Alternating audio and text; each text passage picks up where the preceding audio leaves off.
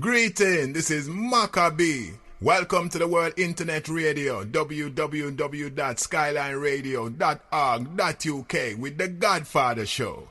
Keep it real every Sunday with live interviews online or on Zoom with special guests and reviews with good music from around the globe. 11 a.m. till 2 p.m. GMT. So keep it locked. Skyline Radio to the world. Okay, so we're going to see if Matt Professor's around because he's driving to a venue somewhere in London. He's got an appointment. And we're going to see if we can hook him up while he's driving. So he's going to be hands-free in a short while. Let's see where he is. Let me just find out where he is. And you can listen to this instrumental here from Matt Professor. Listen up.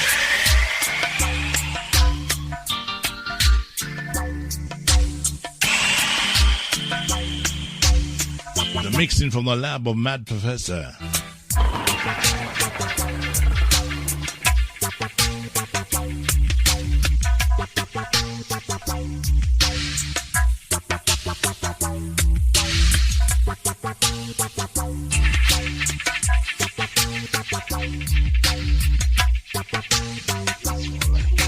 Hello? Yes, good afternoon to you, Matt Professor. Good afternoon, sir. Good afternoon. Yeah. Thank you for finding the time to join us today, Matt Professor. I know you're busy. I know you're on your way to a venue, so I'm not going to take up too much of your time this afternoon. But like I said, the audience have been waiting patiently. A name that's been brought up many, many times in many different situations, Matt Professor. And how we got to know about Matt Professor was when Maccabee was part of your establishment. Before we go that far, tell us about your beginnings and how you started in the industry and where you're from. Where you're from? Well, I think I'm from Mars originally, but I've been on Earth for the past 60-odd years, but originally from Mars. Okay, of course, Africa you're from. And you came to this country at the age of 13, I get to understand. Yeah, that's right. So what musical experiences did you have at that time before you came over? Nothing. None just listening to the radio, listening to music on the radio. At what stage, at what point did you start to get involved in the electrical side of stuff because you started to collect? Well, when I was a kid, about 7 years old, I was curious about because in our house we had a radio. We had a radiogram, which is a turntable and a radio, and you could play records, and the radio part had like valves and, different electronics. And I was curious where the music was coming from. So I opened up the back of radio. Like we all do as young boys. At the back, yeah. Yeah. And look for the music. I didn't see any music, but instead I saw all these devices, and my mom came home and gave me some licks. Tell me don't break up the radio, as you could imagine. Yeah. And she said, go to the library, find some books about it, and read about it. Okay, so exactly what I done. Okay, that was a good piece of advice. Then she encouraged you to do that. Then. Yeah, man. Yeah, man. That's it. Yeah, respect to that. Even though you get that beating fit, though, she have a second mind and say, yeah, that's it. That's it. You know it. So, okay. From then, I went to the library, get some books, read about how to build a radio. Okay. And then I built my first radio before I was 10. Wow. And from then on, I built amplifiers and taught myself electronics, resistors and capacitors and what they do. So to do all that, did you actually go to any school or any colleges to learn that? No. No school. Self-taught. Purely self-taught on my reading. Wow. Yeah. Wow. So by the time I came to England, I was building stuff. I noticed my father had a library of books, and he too was into electronics. Okay. So I read about his I read his books, and totally got into it, Right. Okay. So and yeah, yeah, interesting. Very interesting. No colleges, yeah, nothing at all. Nobody to say do this, do that. You did it yourself. That's great. A lot of people would have been wow. Yeah, of course. yeah, that's it. Yo. Well, So, cut a long story short, by the time I left school, I then got a job into building devices, and the first job I had was fixing turntables and radios at a company in South London. so you were working in a sort of a repair shop then? No, not a shop. It was a factory. Okay. So stuff that was being built brand new. Wow. So, Okay. And obviously they had a few bad things, and I fixed them. After that, I got a couple more jobs, like at Ready Fusion, Ready Fun, and by then I thought, I'm gonna start to build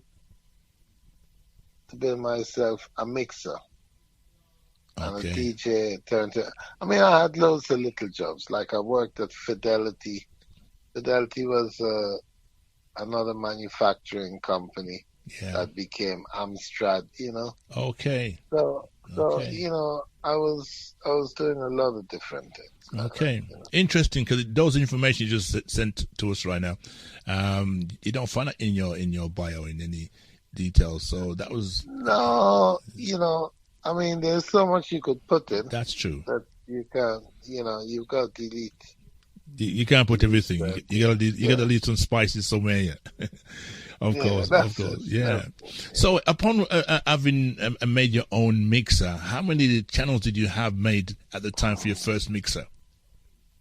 My first mixer was like four channels. Okay. Yeah. Okay. And I get to understand you did you start to build your studio in your own home, or Yes, it started in my house. okay. Yes, Yeah. you could imagine to really get premises at that time. Especially as young as that. Right. Well, So you- teenage. okay. So Had no money, couldn't do nothing. okay. So after a while, you padded along with your 4-track, of course, and doing what you're doing, and a little Yeah, but it didn't stay 4-track for long. no, I was just about to say you developed into a 8-track after that. Then you went on to Yeah, you just try and develop things, and you build some effects, you build reverbs, yeah. you have tape machines, and you just carry on building. I suppose you had all the icons of what the sound system were already using in them days. Because we're talking about what year we're talking about, 1970s, 80s. 70s. Yeah, there weren't that many sound systems around, really. No. I mean, no. You hardly had any sound systems. I mean, you heard of Coxsone, and Coxsone was the king of sounds. Okay. Who else did you hear about? What about things like Song Organization, Neville King, Danny King. And also Fat Man. Yeah. You heard Fat Man as well, haven't you? You've heard Fat Man.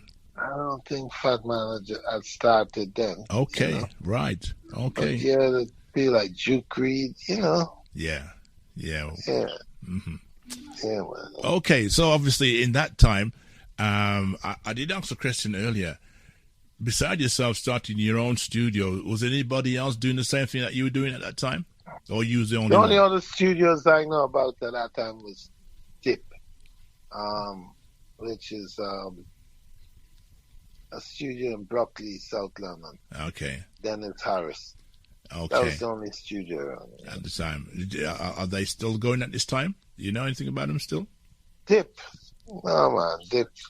Dip. Dip was out of business by the end of the 70s. Okay. Okay. Yeah. In the early days, so some of the early people that you started off with in the early days with your studio. You mean I started to use the studio? Well, yes, of course. You know, the artists that came along and started to use your studio. Well, the first artists would be like Sergeant Pepper, Sister Audrey, Sandra Cross. Who else? A guy named Rockaway, Tony Benjamin, Reggae Regulars. They're some of the first we started. When you first started your label, it was a bit of a slow going at one stage until you hooked up with Sandra Cross and the other brothers, Johnny Clark and Peter Culture, and then Maccabee. Things changed since then. Well, things are always changing. I mean, you know, you're talking of a fast-moving situation. Yeah. I made my first records. You know, I started the studio like 79, 80. By 81, I'd released the first records. But, you know, nothing's stood still, you know? Yeah, because one of your first artists I have here was Deborah Glasgow. Yes, but that wasn't the first release. It wasn't. She was one of the first ones that recorded. Okay. But the first release was actually Sergeant Pepper, Come Back Again. You know? Okay. Yeah. So developing from the 4 to the 8 to the 16, and I said to myself, you must have gone to 24 by now. I went 24 in 1984. Wow. And that was Don Peckham. Right. Now, that time, 1984, probably would have been, how long were you in Peckham for? I was in Peckham for 4 years. 4 years. I moved to Peckham in 82. I left there in 86. Okay. So when I came to visit you with Maccabee, you must have been in the new premises since that then, because we started here. Hold on. What were we working on? Sorry, say that again. What tracks were we working on when you came? Well, I think at the time Maccabee was hitting the charts and everything else, and his stuff was coming out, and the album called Discrimination. I can remember Discrimination. That would have been late 80s or early 90s. Right. No, I would have been out of Peckham by then. Right. Yeah, Norwood? 86 I left Peckham. Right. Were you South Norwood? Yeah, that's the same place I'm in now. Right. Okay. Yeah. So that's when I met you there with Maccabee. We started the radio station at that time in 1988, which this month now is our celebration for 35 years as radio up here in Wolverhampton. Which station is that? This is skylineradio.org.uk. It was Skyline Radio FM at one stage, but we're now on the internet, so we've continued from that time, 35 years this month right now. So from that time, Maccabee was one of the top artists in the Midlands for his style and what he had as well, and people recognizing Maccabee for who he was and the style that he had. You know, working with Maccabee at the time, what was it like working with Maccabee and somebody that you, as a youngster? Because we were young at that time. We were all young. At that time. Well, Maccabee, you know, he was very basic artist. I suppose all the artists were. I suppose in that industry at the time, everybody was basic because they didn't not much. No, not really. Not really. Okay. But no. Okay. No, yeah. You know, I mean, being from Wolverhampton, you know, look, in the industry at that time there was also a snobbery, Snobbery. People Okay. didn't really even acknowledge artists when they're coming from outside London. So we have a situation. Professor, we have a situation. It's here and it's everywhere. The city controls the country. Is country.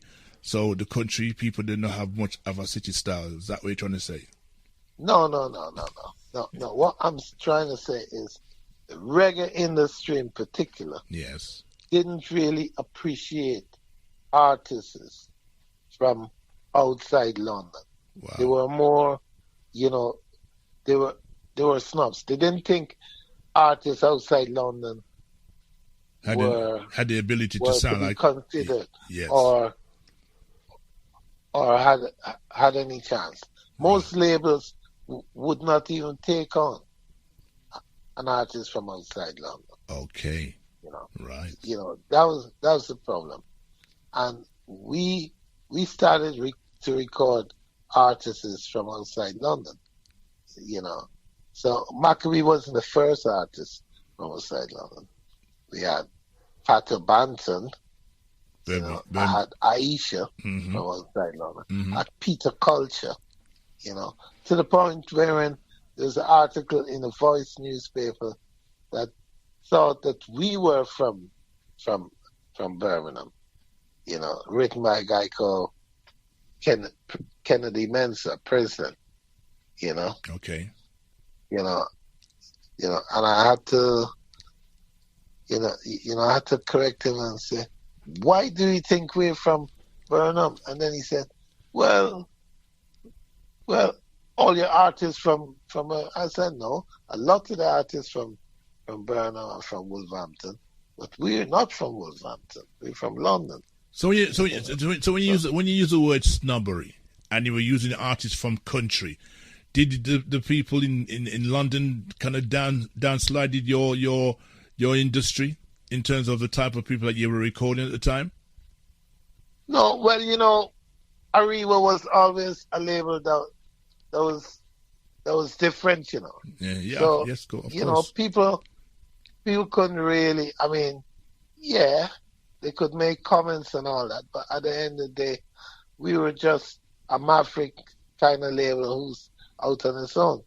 I mean, for instance, I would record women, when a lot of people think, boy, I don't have too much woman in the business. I would record gays, I mean, I don't business. I just, I wasn't snobbing. I record people from Bristol, people from Birmingham. I don't business. But most labels from London, they just want to record either Jamaican artists or artists who are carrying the swing in London, from London. Yeah. But it sounds like the same approach of like the sound system we're doing as well, where most of the sound system wanted to stay in London, didn't want to travel, and the only sound that did travel was Coxsone, and now and then it was Sir D's and Java started to follow afterwards. After Coxsone made a great impression back in the 70s, and spent about 6 months in a nightclub in Wolverhampton. And while he was there, based in Wolverhampton, he went to Birmingham, Sheffield, he went to Derby, he went to different places, Bristol, all over the place for 6 months. He went back to London. Yeah, and at that time, sound system in London was really, really on top of the game. And for Coxsone to survive that ratings as #1, he had to leave. So I suppose in your situation, you've done totally the same thing as Coxsone. But the thing about it now, that your studio is now the largest black-owned studio complex in the UK. Yeah, well, time is the master, Because the race is not for the swiftest, but it's for who can endure it. That's correct. And every crevice and corner of that industry, Well, I'm still learning. Yeah, Still learning. well, yes, of course. Now you're doing a lot of things, a lot of traveling, and your music is at one stage. I'm sure they used to call you scientists as well at one stage because of the way you were mixing your songs. No, there's another guy called Scientist. There is. Brown. Okay, and he's okay, and he's based in London as well. No. He's now based in LA. He's from Jamaica. He's still active. Okay. Yeah. Okay. So when you're okay, so let's touch base on this here right now. You as a recording engineer. Yeah. Which other engineer did you admire at the time that was doing the same thing as you at the time when you were doing your thing? Well, I don't know. You'd have to tell me. Okay. In my studio, I was the engineer in my studio. Right. Now you became good friends. You became good friends, and you teamed up with a man by the name of Mr. Lee Scratch Perry. Yes. Lee Perry was like my teacher. Well, that's what I was saying. Who inspired you to be the way you are? Because who inspired you to be the way you are? To me, how I hear some of the songs that you've done and the dubs you've done, and the little instruments and noise effects in your songs, it reminds me of Lee Scratch Perry. Okay, great. Yeah. Great. I'm good at listening to dubs and samples and so forth, and I can tell where certain things have come from or created from. What was your relationship like with Lee Scratch Perry? Many, multiple. Sometimes I'm the father, he's the son. Sometimes he's the father, I'm the son. I mean, it's multiple. Yeah. Sometimes we're brothers. Mm-hmm. Yeah. Lots of angles to it, As you mentioned a while ago, he was your teacher. How much was the value of his teaching to you, to where you are now? Very, very valuable. Very valuable, man. I learned a lot from him. He was known for his weirdness, but sometimes a man have a way of doing things. As I mentioned to you a while ago, where you were born, and you tell me you were born in Mars. We know you're not born in Mars, but just the way that's how scientists behave sometimes. Okay. All right. I don't want anybody to take it personal still. Because when you said that, I said, here we go. But that's just how scientists are, you know what I mean? Mad Professor, yeah. So, but of course, Lee Scratch Perry, of course, rest his soul right now. His music still continues. Well, music don't stop. Music lasts longer than people. True. Isn't it? Yeah. Music don't stop. I found some stuff on your bio, and I said, whoa. Even some stuff with Muta Baruka, I found that as well. I said to myself, I never seen this. Some stuff I've seen, and there's a lot of tunes out there in the reggae industry I've never seen before. Some industries, I don't know, kind of stifle their music to a certain area and not give it to everybody else, or they haven't got the distribution that they wanted to make their song be known to other people. I don't know. What do you think some companies don't reach the stage where they are, or because they're not being independent like you are, they get stuck? What's your thoughts on that? Most people start out as independent labels, Mm-hmm.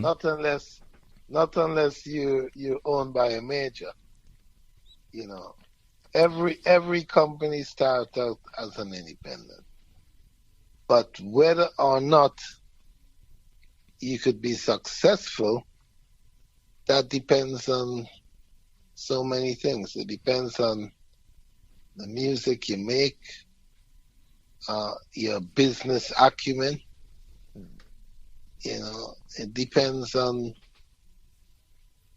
how much you learn the business. Because like I said before, it's a business, you're always learning about the business. Yeah.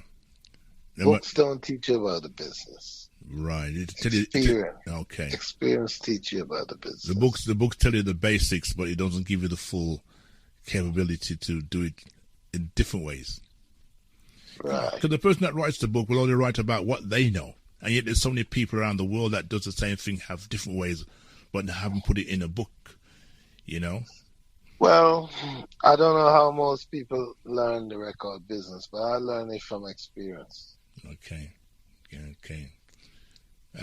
Give us one particular part of your experience. Well, wiring up a studio. All right. And you learn about the signal routing, where the signal comes from, where it's going, where you want it to go, where you don't want it to go, and where it ends up. That's it. That's right. The basic flow. And that's not different from wiring up a sound system as well, using the right capacity. I guess it's totally different. Totally different, but still you need to know. Because the sound system is basically a sound source and amplifier and speakers. You know, and the studio, it goes into, like I said before, signal routing, signal path, where it comes from, where it's going, where you want it to go, where you don't want it to go, and where it ends up, you know. Okay. Totally different. Totally different. Of course. And you know, the more electronics you know and understand, the better. And this is where your advantage came in from the early days of playing with. All right. You got it. Okay, I hear you still. I hear you. Got it. And obviously from 4 to 6, and from 4 to 8 to 16 to 24 track. Can you go any higher than that? Yeah, you could go 100. I mean, you could go 1,000. Wow. If you want. Well, there's not 1,000 instruments you can use at one time to make a record sound any different than what it is it? Well, it depends what you want. Unless you want to go back to Mars, you know. So yeah, that's it. Yeah, man. Well, okay. Let's move on. Let's talk about you as a professor. Now, in Europe, when they've clagged on to the fact that you're doing what you're doing, how did the European side of things come into your domain? How you mean? Ask me. Yeah. Okay, let me say this then. Obviously, Europeans from abroad start to come to your studio after recognizing you for what you do. You know, when you start a business, you make yourself available for the public, for the world, and people start to come in. People come for different things. People come for artists. People come to record. People come to mix. Mm. You know, people come. You know, people come for everything. Okay. You know, and you know, people came from France. People came from Germany. People come to distribute records. People come. I mean, you could imagine you're open for business. Live interview with the Godfather. Keep it real. Yeah, because I suppose at that time, in the early days, before technology and social media, everything was done on an analog basis. People had to travel to get their stuff across. The likes of record companies, for instance, let's talk about Jetstar Records. That we all know about Jetstar Records in the early days when they were one of the main distribution. What was your relationship with Jetstar? Well, it was pretty good. We had to have a distribution, and Jetstar was the one stop for everybody. Everyone who makes reggae, and even some people who made soul, would go to Jetstar. You had to go to Jetstar. You had to. Yeah. You had to go to Jetstar. Simple. Yeah, one of the greatest Jamaican distributors in this country. Was there any other Jamaican or Caribbean? Well, it's the only one. It's the only one. It's the only one. Wow. And after a while, he in a later stage built his own studio, or had a studio built in his domain. Right. Don't know what happened after that. That's history again. But if we can find somebody who knows a bit about Jetstar, we'll probably talk to them as well here as well one of the days. But you went along and talking about sound system. Now, you know, may his soul rest in peace. Let's talk about you and Jashaka. Right. What was the relationship like with you and Just Shaka? Well, Shaka came to me. He was when I started my studio. He was one of the first people that came and hired the studio. That was when the studio was in my house. Okay. He hired the studio to record. He had some material on 8-track. At that time, I had a machine that could go 8 and 16. So he came in. We did recording. Then he brought in a guy called Junior Brown. Okay. Junior Brown sang a track called Warriors, and we started to work. Then we went on to the 16-track and did started to do Commandments of Dub. Was it the same time when Johnny Clark was also involved in that as well? Johnny? No. I mean, Johnny was coming to the studio, but nothing to do with Shaka. Right. Johnny was coming to the studio. Right. That must have been after your time then, basically. After working with you, because I know that Johnny Clark had a lot of dub plates and so forth from Just Shaka, and Shaka did a lot. Yeah, that would have come on later. Yes, of course. I'm talking about real early. I'm talking the early days. Yeah, man. 1980. Yeah. So you happen to be the man with that machinery for those tapes, which many people didn't have at the time. So, he must have done a lot of research. How did he get to know that you had that kind of machinery to do those on those 16 tracks, wherever you had at the time? Oh, you mean the 6 multi-track? Mm-hmm. Well, in those days, most studios were either one or the other, and I was in the business of recordings. And, my adverts would have said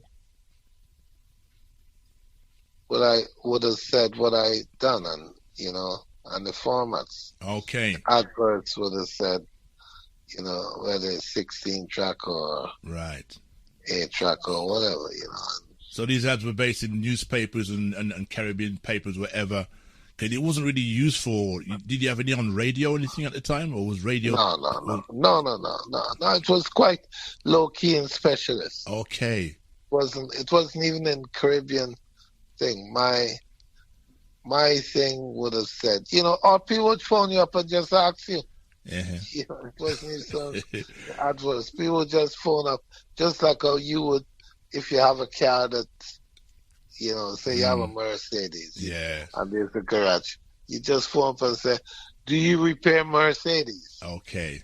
Or yes. do you repair Minis? Mm-hmm. Mm-hmm. And then the man will say yes or no. That's and right. then okay. Mm-hmm. Then I could bring my Mercedes there, or no, I'll go somewhere else. It's like, at the end of the day, you've been doing a lot of traveling now.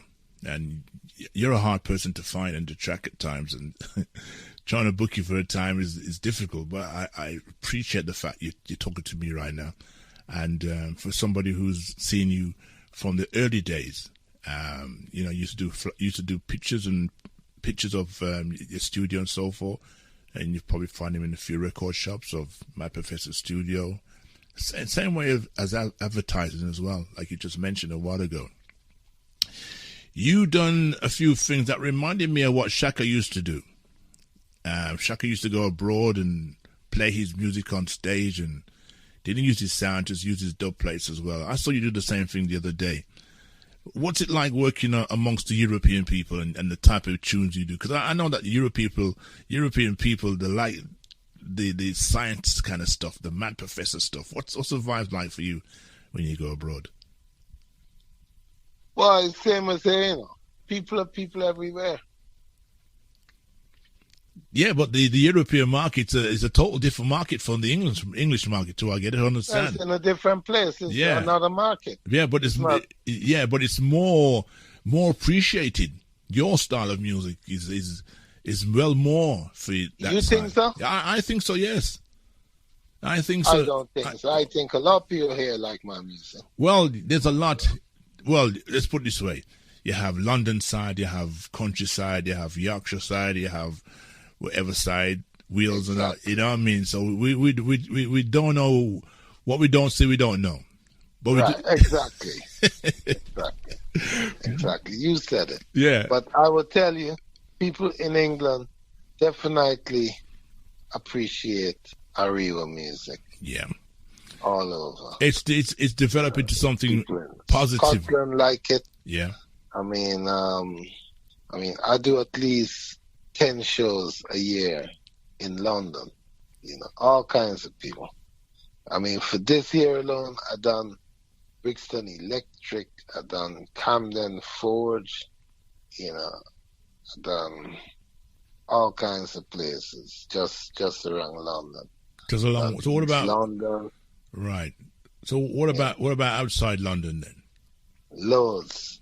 For this year, I done Sheffield, I done Wales, I done Bristol, I done Manchester, I done Cambridge, I done Brighton, I done Hastings. Okay. I done Lewis. So all those shows, what do they consist of? What's the main program on those shows that you do? What's the main? The same program.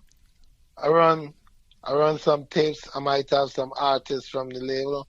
I might have, say, Sister Audrey. I might have Aisha. I might have Pan-Africanist. Loads. Same thing. Different artists. Yeah. Different people, different shows. I suppose you're a man as well that, you know, do you specialize in the dub world as well? I know you do dubstep, but what about dub specials? No, dub. I don't do dubstep. Okay. I do dub. I do raw dub. Raw dub. Of course, that is the foundation, and we have the artists that come in and sing on top the dubs. Okay. I'm sure I saw one of the albums that I sent you that I saw and I used it on the actual jingle and it said on it dubstep on it. But No, okay. dub. Okay. Dub. Well, No. Okay. We don't do dubstep. Okay. Dubstep is a different thing. It's a thing of white men trying to make dubs that end up calling it something else because they couldn't make dubs. They could only imagine the step at a time, I suppose. Well, that's it. That's it, yeah. You're seeing white man dance, right?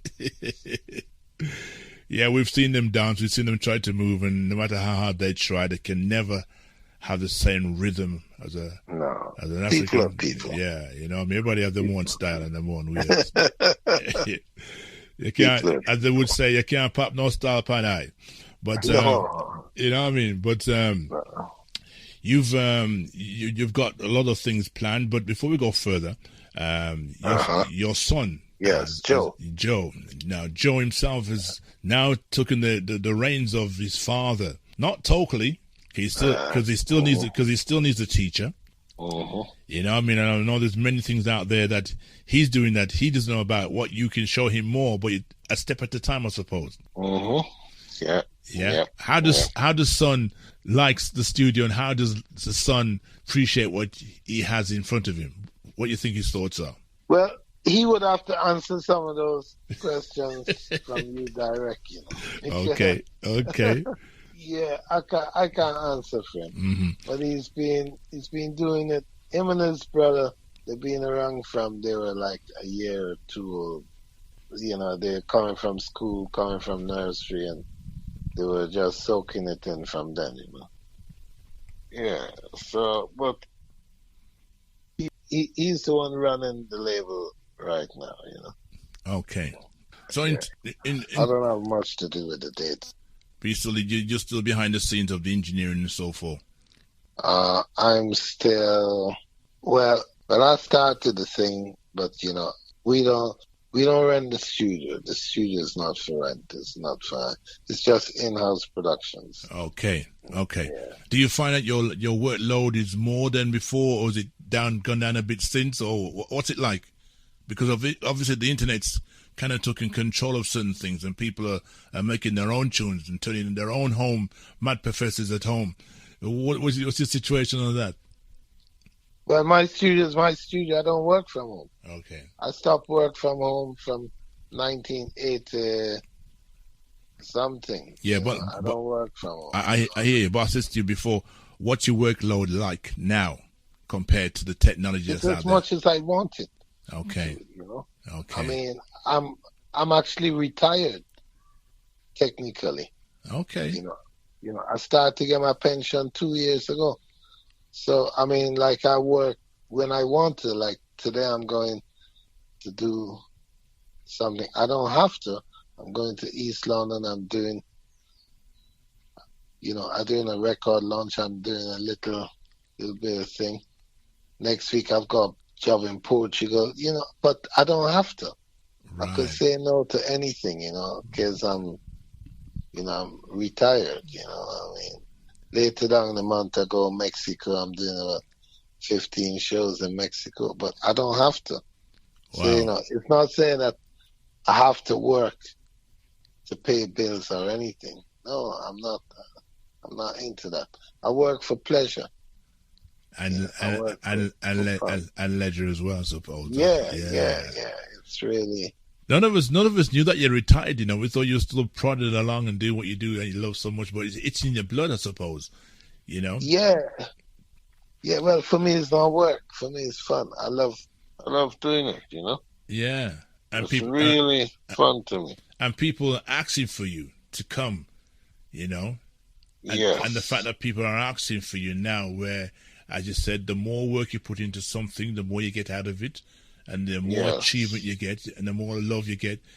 I suppose it's a wonderful feeling to be able to jump on a plane or wherever and talk to people and play music to people who are just sitting there fascinated by a man, Mad Professor. It's obviously the style that you have as well. I could tell by the different types of glasses you wear sometimes as well. Mad Professor don't have one pair. How much pair of glasses you have, Professor? I never count. I never count. You know what I mean? I must say, like I said, one of the largest recording complex in the country as a black studio. It's a great achievement. And a great honor to be able to talk to you and the audience to hear you talk here right now. It's your catalog of music. It's something else. I went through it. I went through it. And I had to stop. You had to stop. I had to stop. Why? Because it's like why? I want to hear everything, and I can't play all of it. Okay. You know what I mean? I want to play everything, but we couldn't play everything because it's like, this man got a whole heap of tunes up here. And it's like, if you start to play everything at one time, you tend to lose the flavor of a song. So it's like buying an album, and you find the best couple songs on the album, and you say, yeah, man, you jump up for a couple of weeks on those tracks, and after a while, the ones that you don't play on a regular basis become your favorites afterwards. Yes. So I didn't want to do that with your production and try and play everything, eat everything one time. No, take time and listen to the songs and listen to the rhythms and listen to the instruments being used and the different things that are inside the instruments, because it reminded me of some of it like Lee Scratch Perry. You know what I mean? Okay. So, of course, the teacher was him for you. And like I said, he's taught you a lot of things about the industry. Even though at the time in Jamaica when he had his studio, it was from what we saw, it was just the basic, but he used the basic to his ability. Cause I remember Lee Scratch Perry talking about any little sound that makes a noise, he will record it and put it down. All right. Anything you could have rat around across the table or anything, he would record it and put it down, and he'll find somewhere to put it in a song. Right. And that's what makes him so unique. And you were similar to him as well. That's why I knew that somehow there was a connection, and I found that connection when you spoke about it on a previous interview. Yeah, man. Respect to that, brother, I must say. And I must say as well, after talking to you for a couple of days, and of course, Skyline Radio being 35 years in the industry right now, it's one of the oldest radio stations. 35 years. 35 years. From Wolverhampton? Yes, right. That's right. Okay. So you know Aisha? Of course we know Aisha. Okay. You know Maccabee well. I had Maccabee up here many times. Aisha. Okay, right. Yeah, Right. and many other people up here as well that if you was to mention them to me, then probably I could say yes or no. But Pater Banton was Birmingham side. Louis Culture was from that side as well. And anybody else that you may know from this side, I can say yes or no. But we have been in the same place, same dances, same expeditions, same shows, Aisha and Maccabee, you know. So Right. yeah, man. So Maccabee is one of the highest mountain man in the town, well respected, and I So don't. you probably see him every day or every couple of days. Well, he's on my Facebook page. So more time he send me details and information about what he's doing and songs he's done, and we kind of correspond and so forth, you know. So we do have a relationship in terms of music, radio. Right. Good. Aisha's the same as well. She's also I don't know if she still does teaching and so forth, but she was a teacher doing her stuff as well. So Right. you know what I mean. I know she's got a new a new song out which you sent me the other day. Right. Good. You know what I mean? Nice. Yeah. So what time is it now? It's 12. All right, we've got a couple about 12 minutes to go. Like I said, on a Sunday we have a lot of different artists from around the world, Nice. and of course we talk to different people, and also people of yourself as well. Not much as a studio engineers, but people, promoters, and so forth. And we'll just like to touch base with what's happening in the industry of the music world. You know, Right. so like I said, everybody do them thing a little bit different, and you are totally different. And, I'm totally different. Yeah. Yeah, man. and I like to say as well, because it's been 35 years for Skyline Radio, I'm happy to say thank you for going to be our supporting producer for the Keep It Real Sunday show. Yeah, man. It's fun, you know. I mean, I'm glad that you guys tune in. Were you the station where Cecil used to run? That was called PCRL. Right. That right. was What happened with that station? Well, after a while, because they were interfering with the airspace and all sort of stuff, and other things happened as well. I think he just went pear-shaped after that, you know. But it's got a different name, though, but not as long as our name, because we're the longest. We thought we were in the same category as Vibes FM in London. But I get to understand that Vibes FM is behind us. Right. So I get to understand. If anybody has any different arguments about that, they can ring me and tell me. But as far as I'm concerned, Skyline Radio is the oldest radio station from start to now for 35 years. Right. So there's a whole heap of wrong word there as well. I suppose you can say that, innit? All right. Okay. Yeah. So right. so Wolverhampton, to Maccabee and Aisha is in good hands. We play those tunes all the while. Nice. Good. You know what I I'll mean? let them know. I'll let them know. Well, okay, I'm sure Maccabee probably is in tune this afternoon right now, and also Aisha, because they would have had that information and so forth. But yeah, man. Yeah. But Well, they're the ones who keep Wolverhampton on the map, really. yeah. They keep it on the map. Ever did any work with people like Peter Spence or No, never worked with Peter Spence. Mm-hmm. Some friends of mine worked with him. Okay. But you know, I work with a lot of people from your parts of the world, though. Okay. A lot of people. Yeah, I know you done Rotterdam the other day, Sunsplash Rotterdam, and other events as well. Oh, Rotterdam, you mean? Rotterdam, okay, Rotterdam. Rotterdam. Yeah. Rotterdam. Yeah. In the thing in Are you in Spain. In Spain. Okay, It's in Spain. Spain. It's in Valencia. Valencia. Yeah, man. Yeah. We play there every few years. We play there. You know. Yeah. Yeah. It's okay. It's big. Probably the biggest reggae festival in the world. Wow. Yeah. Yeah, I see some information and details about those events, and it seems like Europe has the most people that side of the borderline in terms of our music. Well, they invest in it. We didn't. Okay. We didn't. They invest. They put up the money, and they promote their events. And it grow big.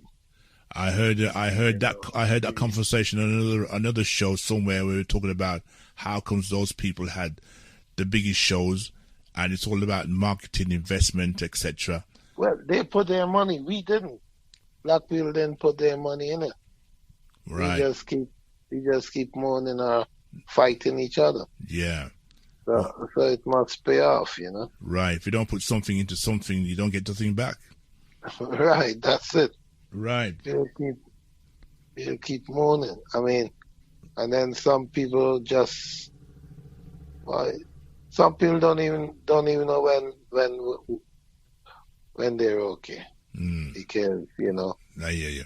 We could build up so much, but we didn't. Yeah. And it's like, you heard of the Stockholm syndrome? Yes. Wherein the syndrome of people, like, if a man beating you every day, right? Mm-hmm. Beating, you'd expect you would want the man to stop the beating, innit? Well, like I said, you can't keep kicking a dog all the while and bone for bite back. But mm-hmm. some of us, something with slavery, makes some black people love the beating, love to be. That's kicked, right. You know, and instead of breaking loose, when the breaking loose, they go back. Yes. Into the same thing. So we're singing, dancing many songs relating to that sentence, and we still do the same thing the next day. Well, that's it. Yes. Well, that's it. The thing about it, you know, and they don't. You know how much black people sing about Africa, talk about Africa. Say, yeah, we don't like the way the white man treats us. Yeah, but you know what? It take about 300 pounds, 400 pounds to go to Africa. I said, how much black man end up going to Africa? Yet how much of us with the longest dreadlocks and smoke the most ganja, how much of them end up going to Africa and doing something? Instead they stay here and moan every day. And chant by the white man. And chant every year. And we have Black History Month every year and still do the same thing every year. And yet stretching out their hand and begging for government money. You know, and not doing nothing. You check the airlines. It take 300 pounds to go to Africa if you want. And when you go there, fruits galore, electricity next to nothing, cheap, gas cheap, fish cheap. You want fish? You want vegetable? So we said the economy in Africa, especially if you got some skill. Yes. You get a bit of land, you plant the land. Mm-hmm. You know, you teach yourself. Yes.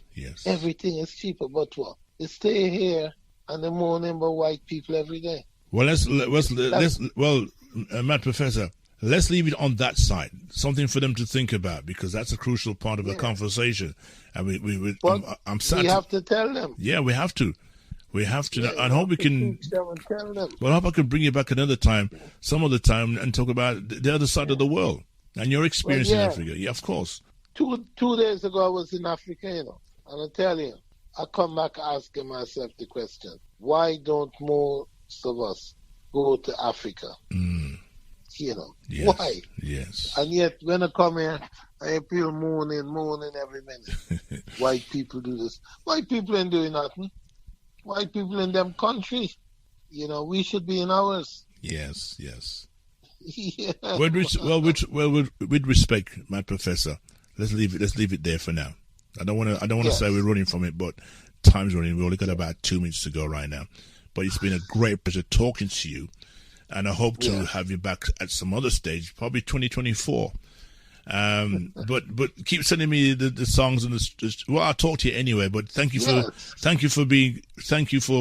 being of course my support for the Keep It Real show here on a Sunday. My pleasure, man. We have to encourage people each like other. You Thank you. To let people hear hear man. hear the truth, I know you got more. I know you got more to tell us, and a lot more. I know, and I got somebody that I want to talk to you about, but we're not talking upon the air right now, so we'll leave it as that. No, See, no. watch out. I'm gonna leave you now. All right. Okay. Take care. Any requests? You want to say hi to the fans in our 35 years of celebration right now? Yeah, man. Hello to all my fans in Burnham and all my artists from Burnham who have recorded. Now, Wolverhampton. Nobody left for Wolverhampton, you know. No. How could we? Yeah, I'm Wolverhampton. Yeah, man. We say big respect to all the artists. Whether from Aisha, she starts with the A. Yes. You know. To Maccabee with the M. Mm-hmm. To Zephaniah with the Z. Yes. So from A to Z. And not forgetting the P in the middle. Pato Banton.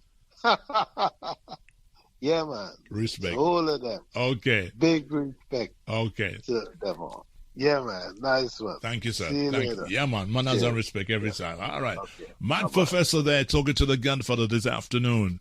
I tell you.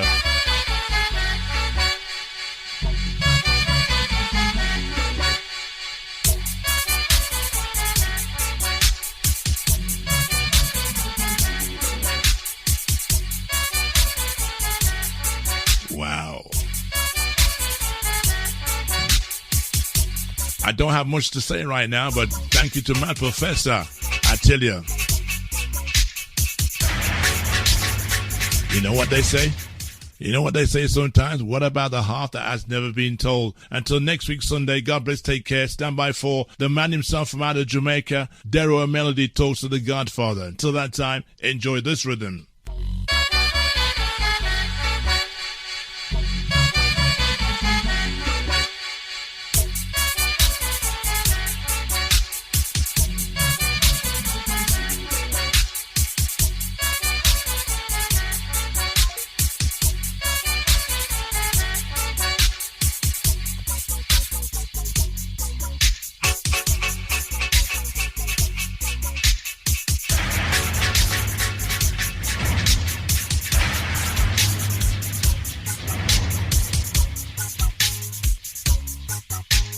Godfather with another interview, said I Rems. Godfather with another interview, said I Rems. From the community of Wolverhampton, West Midlands, England.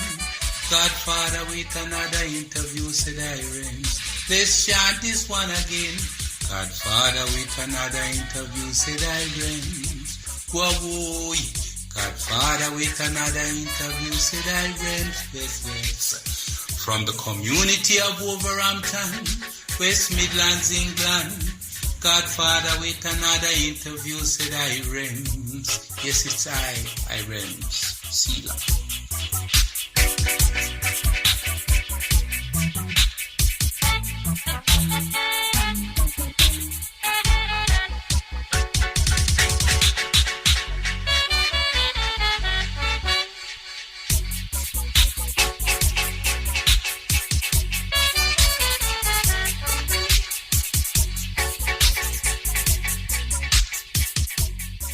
Live interview with the Godfather. Keep it real. This is Oliver Samuels, and I want to say a big shout out to Skyline Radio. And again, congratulations on your 35th anniversary. SkylineRadio.org.uk. This is Oliver Samuels, and I want to say a big shout out to the Godfather and the Keep It Real team. SkylineRadio.org.uk.